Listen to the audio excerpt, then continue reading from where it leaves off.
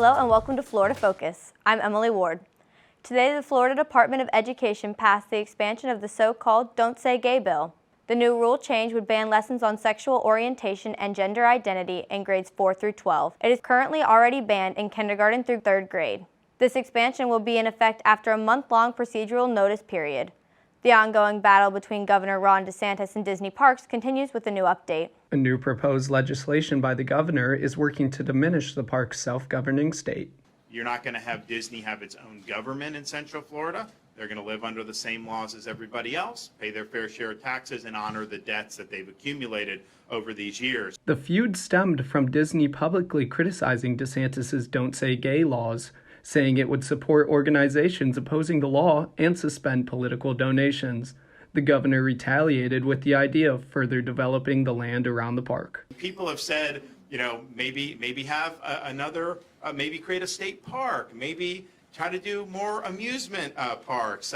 Someone even said, maybe you need another state prison. Who knows? With Disney being a major Florida corporation and DeSantis mounting a push for presidency, this is likely not the last we will see of this. In Tampa, Jackson Shewey, reporting for Florida Focus. With Florida's new immigration bill making its way into law, undocumented people are frightened about their future. Here's Ashleigh Yuhas with the latest. Florida Senator Blaise Ingoglia introduced a new immigration law that is filled with heavy consequences for undocumented civilians.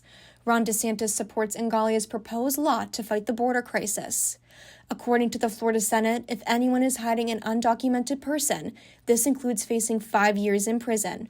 Hospitals will be required to collect immigration statuses from patients, and colleges will be prohibited from giving out-of-state tuition waivers to undocumented students.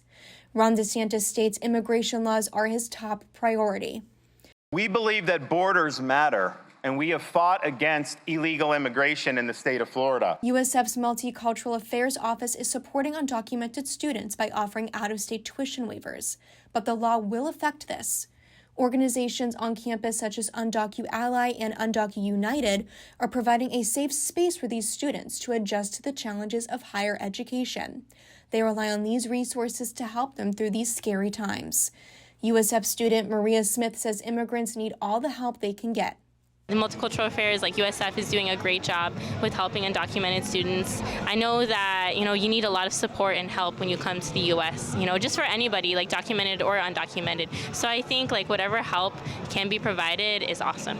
The new immigration law plans on doing much more than this. According to the Florida Senate, they will provide business fines up to $10,000 for every illegal employee they have. False identification will be a felony. All employees will be forced to prove legal status for work, and much more. The law is currently under review by the Senate committee and will be Florida law on July 1st. The Tampa Bay Lightning began its quest for a 4th Stanley Cup last night, beating the Toronto Maple Leafs on the road 7-3. A promising start to the postseason is being threatened by injuries to 3 players, involving one of the league's top defensive men, Victor Hedman, who took a shove to the chest. The other 2 were defensive men Eric Cernak and forward Michael Eyssimont.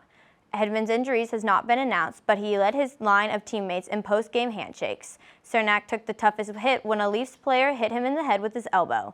The Bolts head coach, John Cooper, had no updates on his players in his post-game press conference, but hopes Hedman can make a return for Game 2.